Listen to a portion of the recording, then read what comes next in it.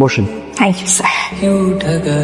জায়গাটা কিন্তু খুবই অদ্ভুত, আমি আগে কখনো আসিনি। আপনি এর আগে কখনো আসেননি? This is your first time? তাহলে তো স্যার এখানকার ফুচকা আপনাকে খেতেই হবে, মাস্ট ট্রাই। আচ্ছা, আমার ফুচকাটা একটু ঝাল বেশি দিতে বলবেন। আপনি ঝাল খেতে ভালোবাসেন? আমারও পছন্দ। মামা, দুটো ফুচকা দিবেন, অনেক ঝাল করে। আমি নিয়ে আসি স্যার। আমি আনছি। না না স্যার, ঠিক আছে, আমি নিয়ে আসছি।